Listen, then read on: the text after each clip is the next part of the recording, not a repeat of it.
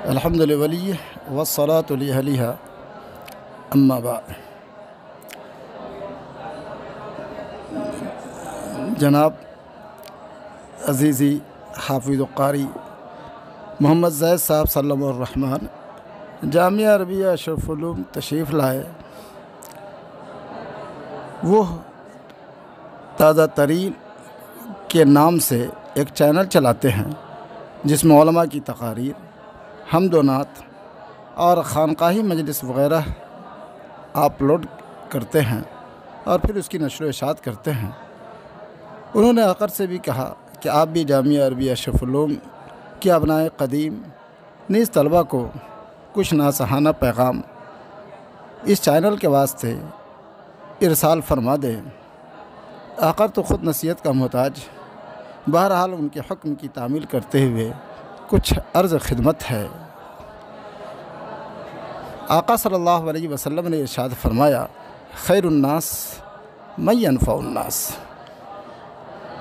لوگوں میں سب سے بہتر وہ ہے جو لوگوں کو فائدہ پہنچائے۔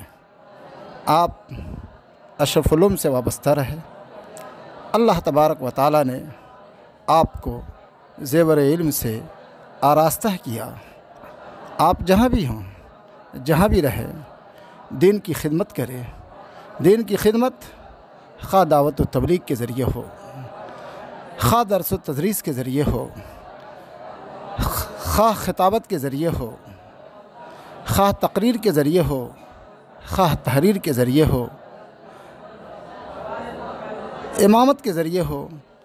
آپ جہاں بھی رہے، جس شعبہ میں بھی رہے، اپنے آپ کو دینی خدمت سے وابستہ رکھے اور اپنے آپ کو قوم کے لیے،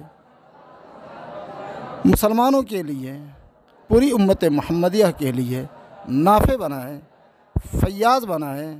یہ ذہن میں رکھے کہ ہماری زندگی کا مقصد ہر ایک کو فیض پہنچے، میری زندگی کا مقصد ہر ایک کو فیض پہنچے۔ میں چراغ رہ گزر ہوں، مجھے شوق سے جلاؤ۔ اپنے آپ کو یہ تصور کریں اور قوم کی خدمت کریں۔ دوسری بات یہ ہے کہ اپنے آپ کو گناہوں سے بھی بچائیں، گناہوں سے دور رکھیں۔ آپ کی بات جب مؤثر ہوگی کہ جب آپ خود پاک صاف ہوں گے۔ آپ اپنے کو جس قدر معصیت سے دور رکھیں گے، اللہ تبارک و تعالیٰ اسی قدر آپ کے قلب میں روحانیت پیدا فرمائے گا۔ زبان میں اللہ تبارک و تعالیٰ اثر دے گا۔ قوم و ملت سے آپ جو کچھ عرض کریں گے، ان سے جو کچھ بھی پیش کریں گے، اس کے اندر یقیناً اس روحانیت کا اثر ہوگا اور وہ قوم کے لیے بہت مؤثر ثابت ہوں گی۔ امام ابو بکر محمد ابن ابی شیبہ، جن کی مصنف ابن شیبہ ہے، انتقال فرما رہے ہیں۔ بہت بڑے محدث ہے۔ بیٹا رو رہا ہے۔ پوچھتے ہیں، بیٹا کیوں رو رہے ہو؟ کہا، ابو جان آپ ہی کی مفارقت تو رو رہا ہوں۔ آپ دنیا سے جا رہے ہیں، اس سے بڑا غم کیا ہوگا؟ اس غم کی وجہ سے تو رو رہا ہوں۔ انہوں نے کہا، بیٹا ایک نصیحت کرتا ہوں، یاد رکھنا۔ کہا، کیا؟ کہا، بیٹا جب سے یہ مکان بنایا ہوں میں نے کوئی گناہ نہیں کیا۔ بیٹا تم کو نصیحت کرتا ہوں کہ تم بھی کوئی گناہ نہیں کرنا۔